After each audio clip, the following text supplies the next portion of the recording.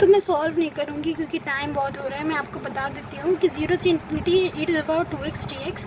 अब यहाँ पर इन्फिनिटी हम लोग रखेंगे तो e⁻2x dx हमारा हो जाएगा इन्फिनिटी 1/2, मतलब इन्फिनिटी अपॉन 2, और माइनस में e⁻0 अपॉन में 2, तो इन्फिनिटी अपॉन 2 तो 0 ही हो गया, सॉरी इन्फिनिटी हो गया, और माइनस में e⁻0 मतलब कि 1 हो जाएगा 1/2, तो माइनस का 1/2 हमारा हो जाता है 0 से छोटा।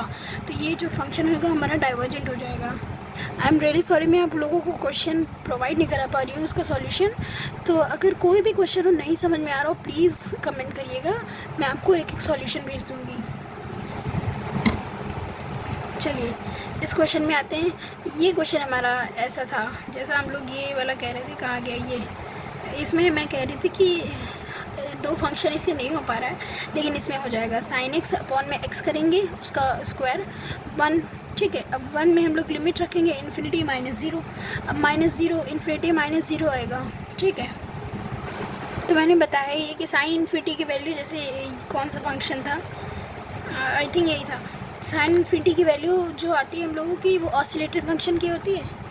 वैसे ही तो जब यहाँ पर हम लोग साइन इन्फिनिटी की वैल्यू -1 या +1 रखेंगे तो वो -1 से 1 के बीच में लाई करेगी, मतलब साइन इन्फिनिटी की जो वैल्यू होती है वो फाइनाइट नंबर होता है, इसलिए यहाँ पर इन्फिनिटी -0 आएगा तो 0 को हटा देते हैं, इन्फिनिटी जो होगा मतलब वो कन्वर्जेंट होगा साइन के केस में, केवल साइन एक्स के केस में। 8th वाला dx अपॉन x -2, x -2 को हम लोग को क्या बोलते हैं, इंटीग्रेट करना है पहले तो हम लोग पहले इंटीग्रेशन करेंगे इसका, फिर हम लोग लिमिट्स रखेंगे। लिमिट है हमारी 3 to इन्फिनिटी। यस, तो इस वाले क्वेश्चन में हम लोग इंटीग्रेशन कैसे करेंगे, तो 3 to इन्फिनिटी है, जैसे कि हमने पहले ही बताया है, dx अपॉन x -2। अब इसको हम लोग ऊपर ले जाते हैं इंटीग्रेशन में।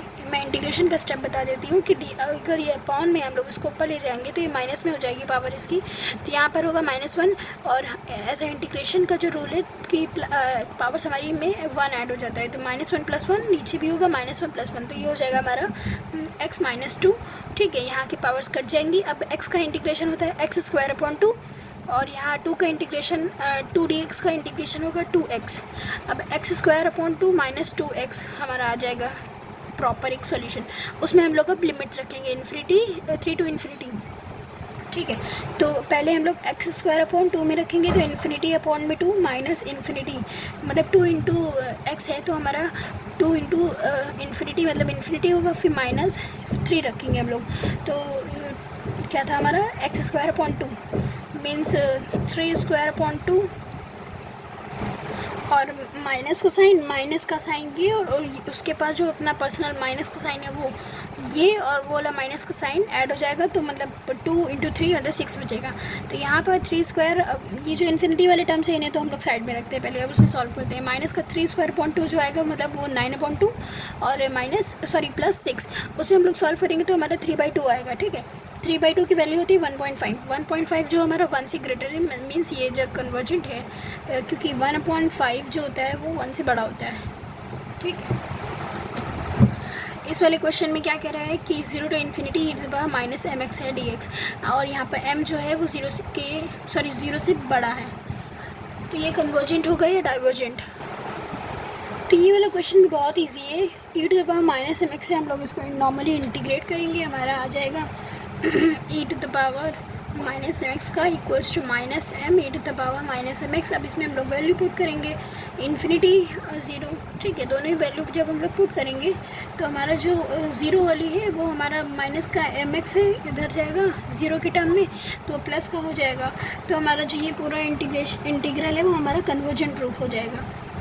अगर आपको ना समझ में आए तो प्लीज़ हमें कमेंट करिए, मैं बता दूँगी पूरा क्वेश्चन। मैं आपको ऐसे ही ओरली सॉल्व करा रही हूँ। अच्छा, ये वाला जो क्वेश्चन है ये हमारा प्रॉपर्टी के थ्रू सॉल्व होगा।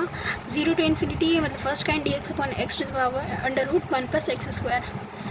यहाँ पर हम लोग gx ले सकते हैं, ठीक है, दूसरा फंक्शन।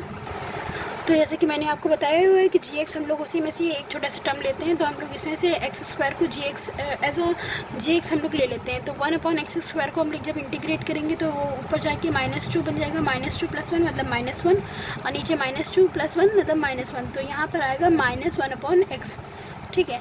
-1/x में जो हम लोग इन्फिनिटी -0 रखेंगे, मतलब -1/x इन्फिनिटी -1/0, तो एक सेकेंड में आप लोगों को सॉल्व करके बताती हूँ, यहाँ बहुत हौच-पौच हो रहा है।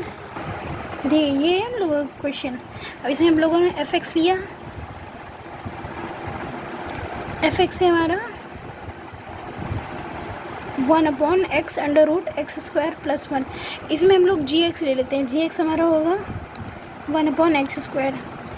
अगर हम लोग इसको इंटीग्रेट करें तो इंटीग्रेशन से भी आ सकता है, अगर हम लोग सिर्फ देख के अगर पता लगाना चाहें तो हम लोग ने एक प्रॉपर्टी पढ़ी थी कि अगर x की पावर 1 से बड़ी होती है तो वो हमारा कन्वर्जेंट हो जाता है ना। n की पावर अगर 1 से बड़ी होती है तो हमारा वो कन्वर्जेंट हो जाता है कि नहीं। तो हम लोग उससे डायरेक्ट देख के बता सकते हैं कि जो gx है हमारा वो 1 से, उसका n है, जो n है हमारा 1 से बड़ा है, तो ये कन्वर्जेंट है। अगर gx कन्वर्जेंट है तो हमारा fx भी कन्वर्जेंट होगा, ठीक है। तो इसको ज़्यादा सॉल्व करने की ज़रूरत नहीं है। वैसे भी ये क्वेश्चन हमारे एग्ज़ाम में MCQ आएंगे, तो MCQ तो हम लोगों को देख के ही बताना होगा, टाइम भी कम होता है, तो मैं एज अ देख के ही बता रही हूँ। 0 to ∞ dx/x √x² + 1। gx लेंगे फटाक से 1/x²। x² की पावर अगर 2 है या 1 है, अगर 1 है तो छोटी, 2 है तो बड़ी, तो मतलब 2 है तो ये कन्वर्जेंट हो जाएगा।